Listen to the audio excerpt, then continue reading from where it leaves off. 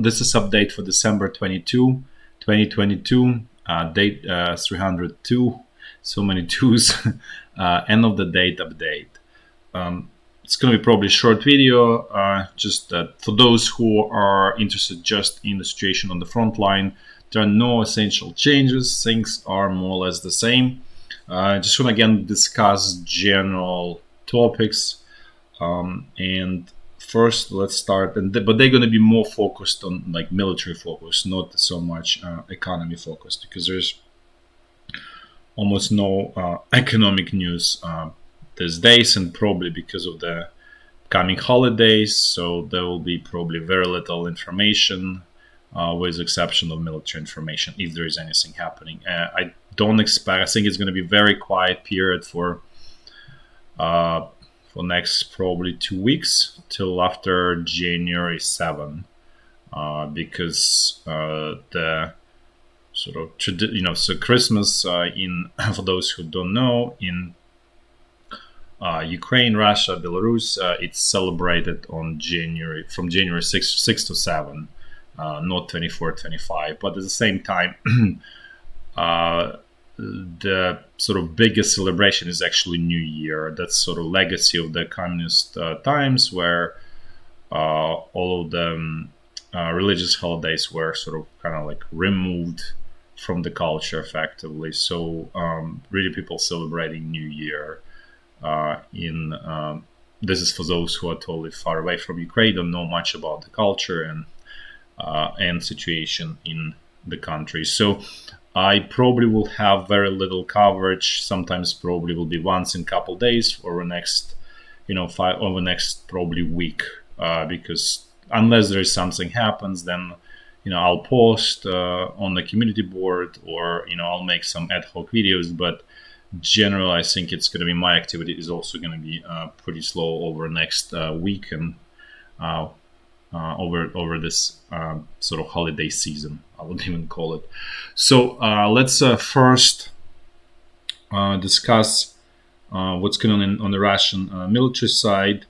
So there was almost pretty much like open declaration by the Russian military that their focus is going to be on capturing remaining portion of the Donetsk region. So there are two regions. The Donetsk region is here, right, and then Lugansk is here. At this point, Lugansk region, Russian military essentially captured, so it's on the border of Lugansk region, more or less, not perfect, but for the propaganda purposes inside of Russia, it could be claimed that, like, okay, we liberated Lugansk region, it's now fully part of Russia. So out of sort of propaganda-driven, sort of declared territories, then Donetsk is the next one. And obviously, as you can see, there is a significant portion of the Donetsk region that is not captured by Russian forces. So that's kind of like, from a propaganda purposes, kind of like a failure, because it's a declared goal that that's our territory, and it looks sort of bad and weak inside of Russia. Okay, so that's what we need to do. And so that's why Russian military declaring, capturing the remaining portion of the Donetsk region as the main goal. This is the reason I'm bringing this up is because I talked yesterday about the area of the future expected Russian offensive, right? So I was discussing it, and I mentioned that the Zaporizhya region is actually the most dangerous for Ukrainian side, right? However, for sort of political reasons, it's very likely that Russia will try to capture this remaining Donetsk region, which I said before, if the only opportunity at this point here is really frontal attack. And that really also means that all of this newly accumulated troops, newly accumulated resources are going to be expanded and burned in these attacks. And it's not even clear that they will be able to achieve much, meaning they may make some dents, but at large, it's very likely that, let's say, they will not be able to, let's say, capture Kramatorsk, Slavyansk, and Pokrovsk, essentially. So they may move somewhere 5 kilometers, 10 kilometers, but that's gonna that's gonna come at extremely high cost. So basically, we're living in the era of World War One, where this both armies would have opposing forces would have horrific losses to achieve 2 kilometer penetration or 5 kilometer penetration, essentially nothing. That doesn't solve anything from strategic perspective, but that's just how it is. Uh, so related to all of this is there is an just piece of anecdotal evidence from the Russian side. I'm not saying it's 100% true. I'm just sharing sort of information, and I think given there's no other information, it's better to have at least something than nothing. So in that anecdotal sort of story, by someone sharing about his experiences in artillery uh, unit or detachment. So he said that they replaced a bore on 152 millimeter howitzer already 4 times since the beginning of the war. So that kind of tells us that the tear and wear on artillery equipment is extremely high. And that's probably why we're seeing all of those artillery pieces that are from World War II time or slightly after, like from basically 50s. So basically 30s, 40s, 50s. We see that a lot in Russian army. And apparently there's not enough bores to replace artillery pieces that were produced in Soviet Union in 70s and 80s. So because everybody knows that Russian artillery sort of was expending a lot of shells, and that was sort of modus operandi how they were achieving those limited successes that they did. Related also to this is that there are first signs that Russian artillery started to feel shell hunger. So, and this is actually very interesting because it's sometime in July or June. I mentioned some analysis, someone in Russia saying by the end of the year, Russian artillery will start sort of facing shell hunger. It's not acute, not anything similar to Ukrainian side, but it's just it's developing. It's a process in development. So it's just going in sort of the trend is clearly negative for Russian artillery. So going back to that, so it turns out that assessment, that analysis that was done someone in Russia to be actually is spot on. And as I said, there are first sign of shell hunger on the Russian side. This also means that attempting to capture this remaining part of Donetsk region will turn into extremely bloody affair, because now Russia cannot spend as much shells, so it has to be people, right? Equipment wise, they also don't have too much to waste. So this is going to be human waves essentially, and given that this is somewhat like it's not rural area, it's more or less urban. It's very built up essentially. All of this area, it looks kind of like on the map sort of green, but it's all very built up. It's like small town ending, then next small town starting, and it's not like high rise like high rises, but it's more like mid rises and like buildings at like 3, 4, 5 up to 9 floors, right? So again, to capture that, you really the best tool is obviously artillery. So again, this may turn into extremely bloody affair for the Russian side. Obviously, Ukrainian side will sort of suffer losses. So there's no question about that. But so again, going back to this whole declaration, we want to capture remaining part of the Donetsk region. In some ways, if this is going to happen, it's actually excellent for Ukrainian side, because it will allow to basically annihilate all of these newly assembled Russian forces at relatively low expenses on Ukraine in terms of human lives on Ukrainian side.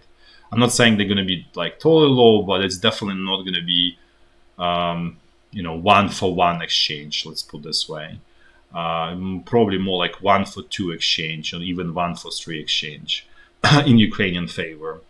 That so, having said that, you know, at the same time, war is, as Sun Tzu was saying, path of deceit. It's totally possible that this is sort of officially declared, but the actual offensive may happen, let's say, on the Zaporizhya front line, or North Lugansk, or even out of Belarus. But at the same time, Russia simply, there are a lot of these rumors. I think they're coming actually from Ukrainian propaganda side, that there will be, imminent attack from Belarus. It doesn't look so, because you simply need 500,000 troops there, and it's just obviously not there. At the same time, there's very clear, how to say, indication or evidence of movement of equipment to Belarus and in the Belarus, right? Including T-90 tanks, which is sort of, I wouldn't say the most advanced Russian tank, but it's just, how to say, giving that Armata is kind of dead on arrival, or essentially dead, or better to describe it as Russian military industry does not have capability to produce it in mass scale. So it's just kind of like, okay, we may have 20 units or we may have 50 units. It doesn't change anything.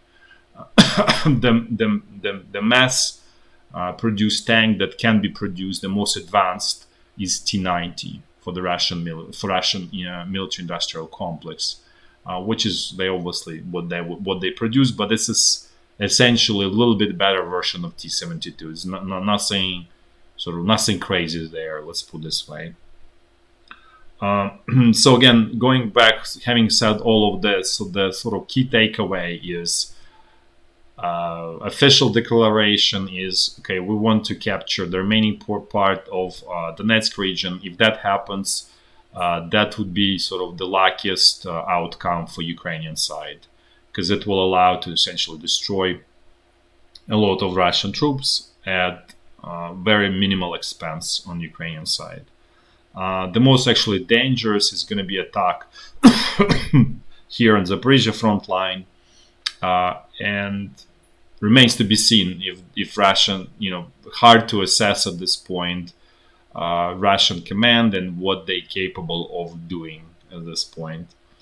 And as I said, the lack of the sort of initial this hunger shell, and also shortage of the artillery bores, leads to the situation, will force to change strategy on the Russian side in this war. And there are essentially two sort of, one very obvious and very primitive strategy. Okay, let's use more people. So let's replace artillery with people, which will lead to very horrific losses on the Russian side. And that will lead to that 1917 moment that I was discussing about, that it will come sooner than otherwise expected. If that's very sort of suicidal strategy, but anything more than that requires extremely high level of skill, basically changing the structure of the Russian government, which is impossible at this moment. So that's probably most likely approach that Russian side will take going forward. Also, another just kind of like a maybe useful piece of information is that the front line, the length of the front line right now is 815 kilometers. It's much shorter than relative what it used to be, and it makes the war more closer to resemble, like, let's say, World War II, or traditional, I would say, World War II on the Eastern Front, or World War I generally, as opposed to, let's say, before it was more of a World War II North Africa, essentially, kind of like campaign. Now it's more, you know, sort of traditional what most people imagine about the war. Then there was very interesting piece of information that was mentioned by the U.S. I think what's Secretary of State Blinken, who clearly stated that U.S.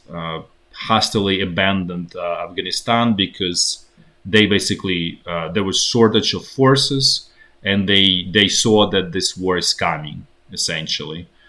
So again, this is, I guess, probably not surprise for the sort of enemies on the for the Russia, Iran, and China alliance, because they totally realized that U.S. military is overstretched and it doesn't have cannot handle two high intensity conflicts at the same time.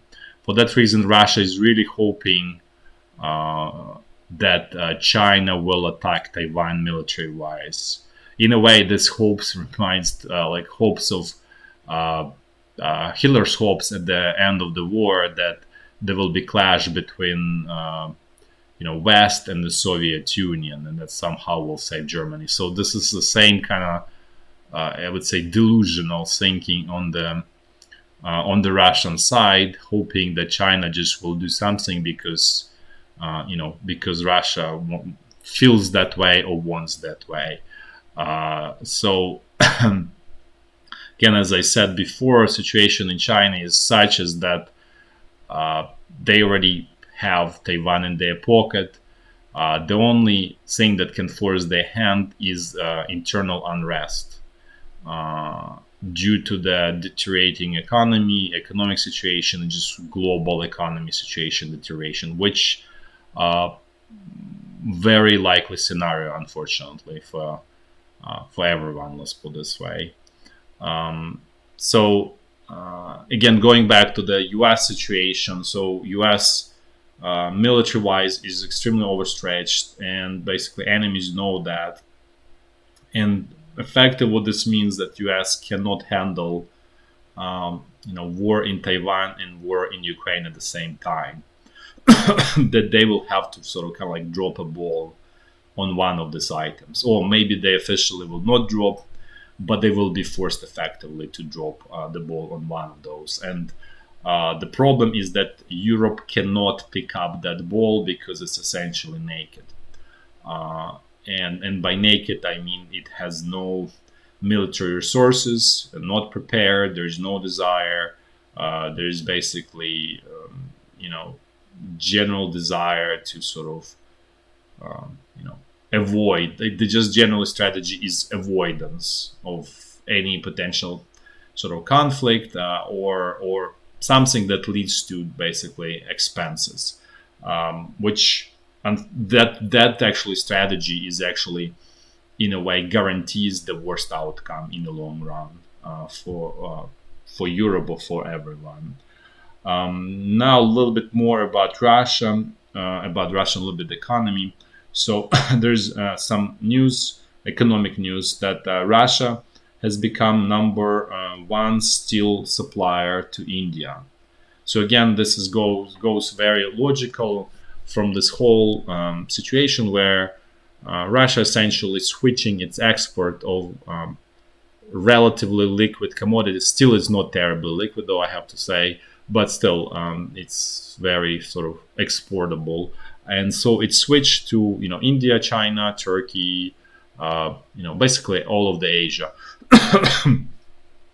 which obviously helps Russian economy to stay afloat. There also, I was mentioning about Russian ruble was really sliding pretty quick. So today was sort of kind of like a little bit of a sort of rollback of that. I think ruble like strengthened a little bit by a couple rubles because looks like oil is still strong. At the same time, this is basically just temporary move in otherwise bear market move for the Russian currency, because with the Russian economy essentially imploding in debt, the Russian government will be forced to basically issue more and more unbacked credit, which also guarantees decline of the Russian currency.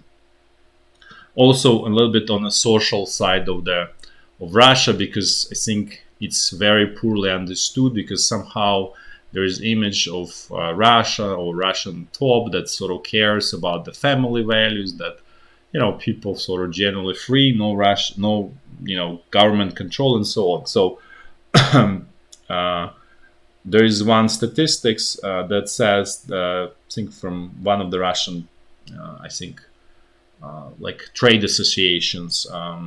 So 4.2 million Russians are not allowed to leave, to go abroad for any reasons, because they have some unpaid debt obligations for the not necessarily to government, whatever. Like you owe something to someone, you're not allowed to leave.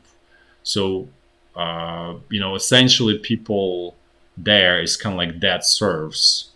And also this population in Russia is 148 million, but this also almost includes children, elderly, and this is 4.2 of economically active basically people, which probably let's say half of the population. So let's say 74 million, right? So 4.2 million out of out of 74, it's definitely between 5 and 10%. So that's pretty significant number of people, if you think about it. And what it also tells is that Russian population, economically active population, is very heavily indebted, which also goes to in many ways it's very similar to what's going on in the West, where basically consumer is extremely indebted as well, and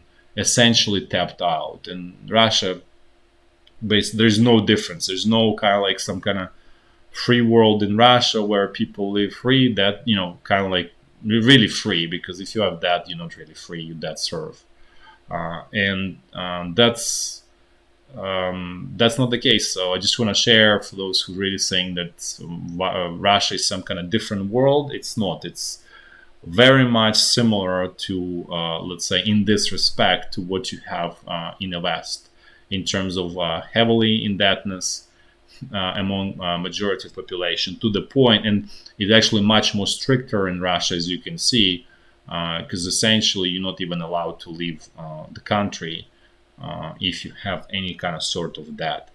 Now let's switch to Ukraine a little bit, and a few words about power grid.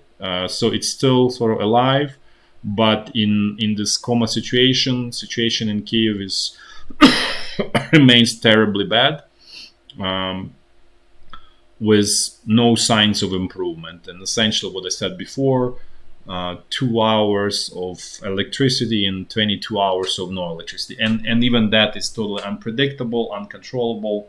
So you can get something for like 40 minutes, and then you may not have anything for next 12 hours or more, or 14 hours. So things are pretty bad, let's put it this way. But the system is still functions as one, so it did not disintegrate into sort of separate islands, what I mentioned before. So, but it's very clear that Russia will continue these attacks, and maybe this transfer of Patreon system may sort of hasten Russian next Russian attack. So remains to be seen how it's all going to play out. But so far, it doesn't look sort of positive for Ukrainian side, unfortunately. Now let's actually switch to the walks through the front line. We're going to do it in a clockwise fashion, as always do, starting from the very north. So the situation along the state border is essentially not unchanged. Some exchange of artillery fire, but nothing out of the norm. Let's put it this way. Now let's jump to North Lugansk front line. As you can see here, Russian side was super extremely active, and almost want to say that Russian side has seized the initiative here on this section of the front line, but not quite saying it completely, but it does, looks more and more with every passing day that Russian side becomes more and more aggressive on this section of the front line, to the point that it's possible that this is going to be area of that sort of expected offensive that will be launched sometime probably in January or early February. But so far the front line is holding, no territorial changes here.